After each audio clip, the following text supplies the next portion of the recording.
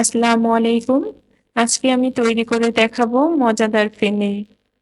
ফেনি আমরা সবাই বাসায় তৈরি করি, কিন্তু আজকে একটু ভিন্নভাবেই তৈরি করে দেখাবো। আর এটার স্বাদটাও কিন্তু ডিফারেন্ট হবে। তো এটা খুবই মজা হবে খেতে। চলো ভিডিওটি শুরু করা যাক। প্রথমে আমি চুলায় একটা প্যান বসিয়ে দিলাম। এখানে আমি 2 লিটার দুধ দিয়ে দিলাম। দুধটাকে কিন্তু আমি অবশ্যই আগে একটু জাল করে ঘন করে নিয়েছি। তারপরেই আমি দুধটা এখানে দিয়ে দেব। আমি সম্পূর্ণ দুধটাই এখানে দিয়ে দিলাম। দেওয়ার পরে এবার আমি একটা বাটিতে 3 কাপ পোলাওয়ের চাল নিলাম।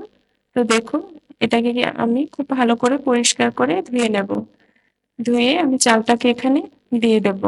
অবশ্যই কিন্তু আপনার পোলাওয়ের চালটাই ইউজ করবেন ফেন্নির জন্য, নাহলে কিন্তু অথেন্টিক স্বাদটা পাবেন না।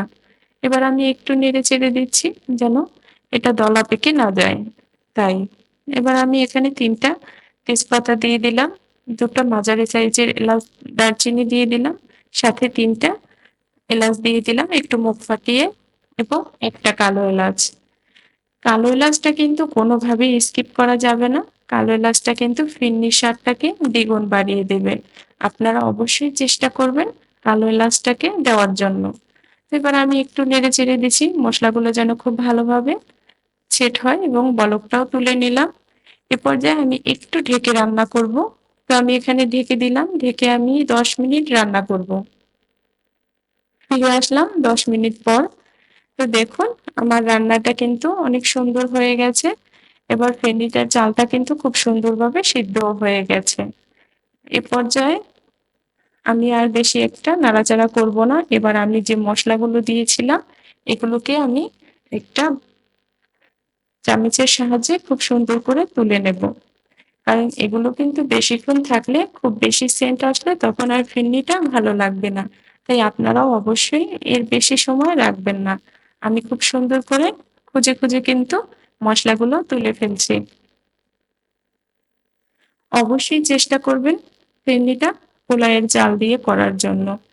অনেকে অনেক চাল দিয়ে ফিরনিটা করে, কিন্তু অথেন্টিক স্বাদটা পেতে হলে কিন্তু পোলাওয়ের চালটা কোনোভাবেই স্কিপ করা যাবে না। এবার আমি একটা হ্যান্ড উইচ দিয়ে একটু নেড়ে চেড়ে দিচ্ছি, কারণ চালটা একদম আস্ত আছে, তো যার জন্য যদি একটু ভেঙে দেওয়া হয় তাহলে কিন্তু ফিরনিটা খুবই ভালো লাগে, মিক্স হয়। তো দেখুন, আমি একটু হালকা হাতে মিক্স করে নিয়েছি। আমি কিন্তু বেশি করে এটা ভাঙবো না। আপনারা দেখেই কিন্তু বুঝতে পারছেন এটা কতটা সুন্দর হয়েছে। তো এই পর্যায়ে কিন্তু আমার রান্নাটা প্রায় কমপ্লিট হয়ে গেছে। তো এবার আমি এখানে চিনি ইউজ করব। আসলে দুধটা অনেকটাই ঘন করা ছিল, তাই কিন্তু মিষ্টির পরিমাণটা এখানে আগে থেকেই কিছুটা আছে, তাই আমি এখানে অল্প পরিমাণে চিনি দিয়ে দেব। চিনির পরিমাণটা আমি বলছি না, কারণ আপনারা আপনাদের প্রয়োজন মতো দিয়ে দিবেন। সবাই তো একরকম মিষ্টি খায় না, তাই আপনি আপনার প্রয়োজন মতো চিনি দিয়ে দিবেন। চিনি দিয়ে এবার আমি এটাকে একটু ভালো করে মিক্স করে দেব।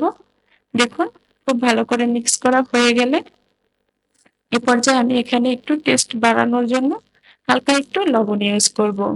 অনেকে চিনি জাতীয় জিনিসে লবণ পছন্দ করেন না, কিন্তু আমি টেস্টের জন্য একটু লবণ দিয়ে দেব।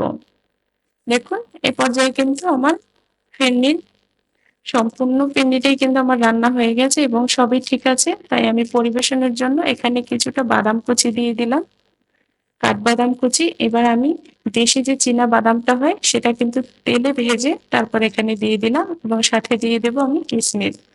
আমার ভিডিওটা যদি আপনাদের কাছে ভালো লাগে তাহলে অবশ্যই আমার চ্যানেলটি সাবস্ক্রাইব